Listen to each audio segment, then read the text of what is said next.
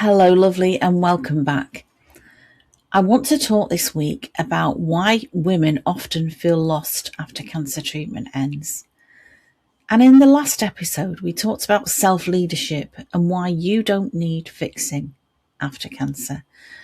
And today I want to speak to something many women especially, but many women tell me quietly and often with a sense of shame that doesn't belong to them. That feeling of being lost even when everything looks fine on the outside. So if you were somebody who thought you had your act together and life was going the way that you were planning, if you considered yourself high achieving before cancer, if you thought you had everything sussed out, as I certainly did, I thought I had a plan for my life, this episode is for you. So I want to reflect on maybe why do you feel like this?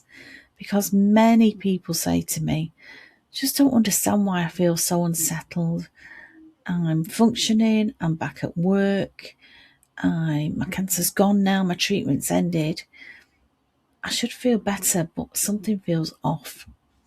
And what makes this harder is the belief that you should feel grateful. And I talked before about that horrible word, should. That word that quite often is loaded with judgment and can make you feel like you're wrong and everybody else is right. Forget should. There's no should here. So don't feel that you should feel grateful. Yes, of course, we all want to be gracious. But when confidence doesn't return neatly, so many people assume that they're failing. But here's the truth. Women don't struggle after cancer because they're weak. They struggle often because their identity has shifted.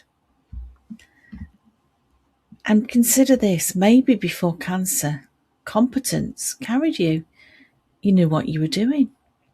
You knew how to perform. You knew how to deliver.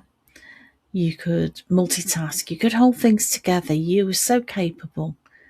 Or that's how it seemed. Maybe not always inside, but you appeared to be capable. And you were doing lots of things. Yeah, you're proud of yourself. You knew you were doing a good job. And cancer interrupts all that. And I want to tell you, you may still be capable, but your tolerance for pressure has changed. And this can create a specific kind of disorientation because there's a real paradox here, because you can look confident, you can sound capable, but internally you feel unanchored. You may feel cast adrift. I certainly did when my medical treatment ended and I was in that no man's land of not being a patient anymore, not wanting to be a patient anymore, but I'd lost that support all around me. But if you're in that space, that doesn't mean you've lost confidence. It just means the old version of you no longer fits your new identity. And for so long, I struggled with, how do I get back to how I used to be? But I want to tell you that not always thinking about it in that way is the right thing to do.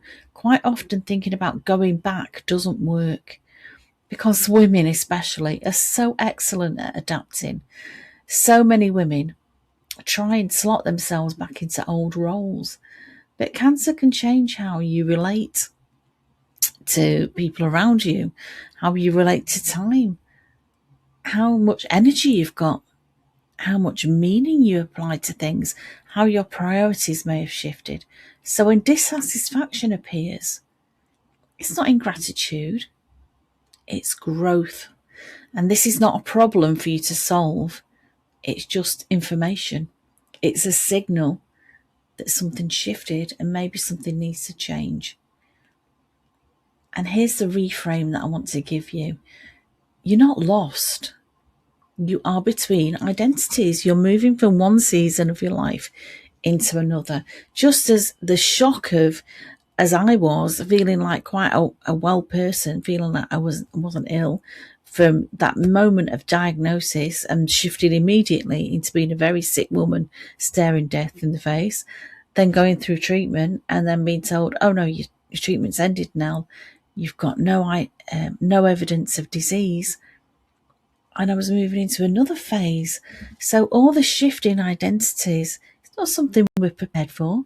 It's not something we are guided through. And that's why this podcast is here for you, to explain the journey that I've been on, which may be similar to yours, maybe not.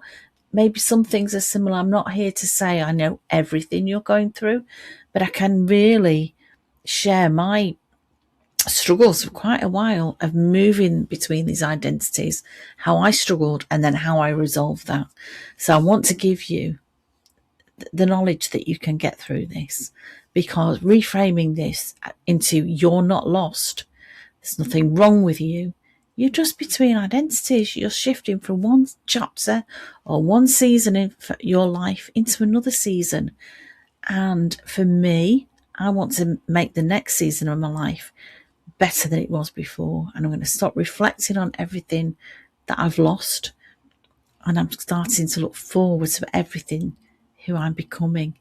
So between those identities, accepting you're no longer who you were, you may not yet fully be who you are becoming, but you're on that journey. And that space can feel really uncomfortable. But once you get your head around that, that's where clarity lives. That's the sweet spot of thinking, actually, there's a lot in my old life that I'm quite happy to let go of. And there's a lot in my new life that I'm quite happy to create, that I'm happy to plan, that I'm excited to think about my priorities now in this next chapter, rather than the expectation that I lived up to everybody else's priorities. There's more space for my priority. I'm giving myself permission for that. And so this is often where women come to work with me, not because they're broken, not because there's anything wrong with them, but because they're ready to lead themselves differently. They are ready to feel grounded, to trust their decisions, to stop over-functioning, to stop people-pleasing. And so if you're ready to lead yourself differently in this next chapter, you'll find ways to work with me around these show notes. There'll be some links. So thank you so much for being here with me today. It means the world to me that you're listening. If I can help you in any way, reach out to me, ping me a message, jump on a call with me. I want you, as always, to remember, pick and choose what you want, take what you need from this episode, take very good care of yourself, and I'll speak to you very soon.